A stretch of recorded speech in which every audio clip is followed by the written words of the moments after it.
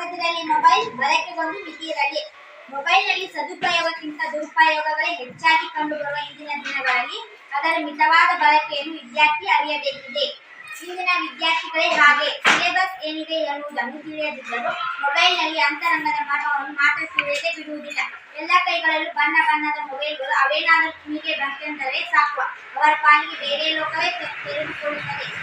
ನಿತ್ಯವಾಗಿ ಕಾಲವಿತ್ತು ಅಕ್ಷರ ಅರಿಯದವ ಅನಕ್ಷರಸ್ಥ. ಆದರೆ ಇಂದು ಮೊಬೈಲ್ ಬಳಕೆ ಅರಿಯದ ಅನಕ್ಷರಸ್ಥ.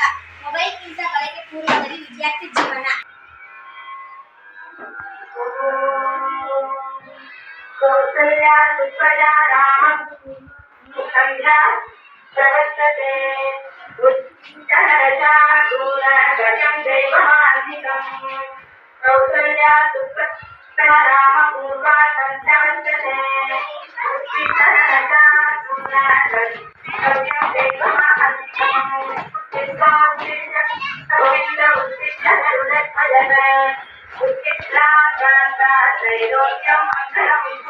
ಮೊಬೈಲ್ ಪೂರ್ವದಲ್ಲಿ ವಿದ್ಯಾರ್ಥಿ ಜೀವನ ಆರೋಗ್ಯಕರ ಹವ್ಯಾಸವಾದ ವ್ಯಾಯಾಮದಿಂದ ಪ್ರಾರಂಭವಾಗುತ್ತದೆ. ಆದರೆ ಈಗ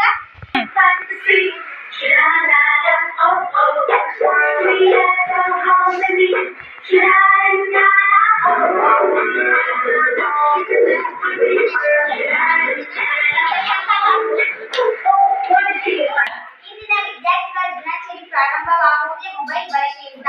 ಅಲ್ಲದೆ ದಿನನಿತ್ಯದ ಚಟುವಟಿಕೆಗಳಲ್ಲಿಯೂ ಕೂಡ ಮೊದಲಿಗಿಂತ ಸಾಕಷ್ಟು ಬದಲಾವಣೆಗಳಾಗಿವೆ.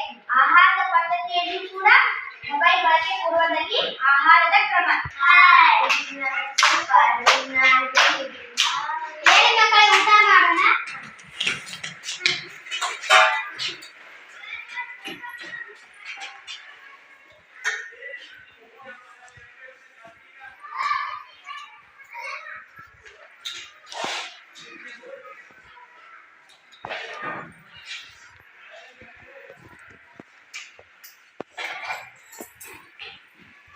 ಮೊಬೈಲ್ನ ಬಳಕೆ ನಂತರ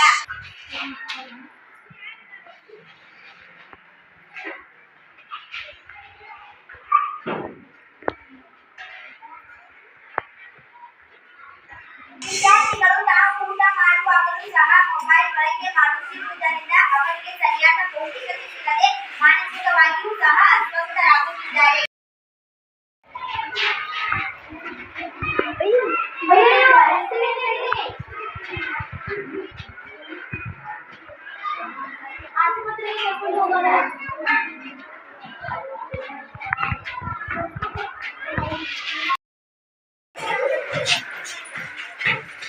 ಅಯ್ಯೋ ನೋಡಿ, ಆಕ್ಸಿಡೆಂಟ್ ಆಗಿದೆ.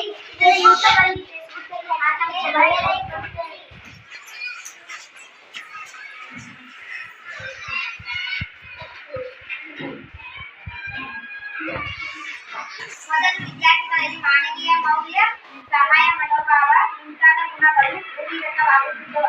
ಆದರೆ ಈಗ ಮೊಬೈಲ್ ಅವೆಲ್ಲವುಗಳನ್ನು ನಾಶ ಮಾಡುತ್ತಿದೆ. ಅತಿಯಾದ ಅಮೂಲ್ಯ ವಿಷ. ಹೀಗಾಗಿ ಮೊಬೈಲ್ ವಿದ್ಯಾರ್ಥಿ ಜೀವನಕ್ಕೆ ಪೂರಕವಾಗದೆ ಹೊರತು ಮಾರಕವಾಗಬಹುದು.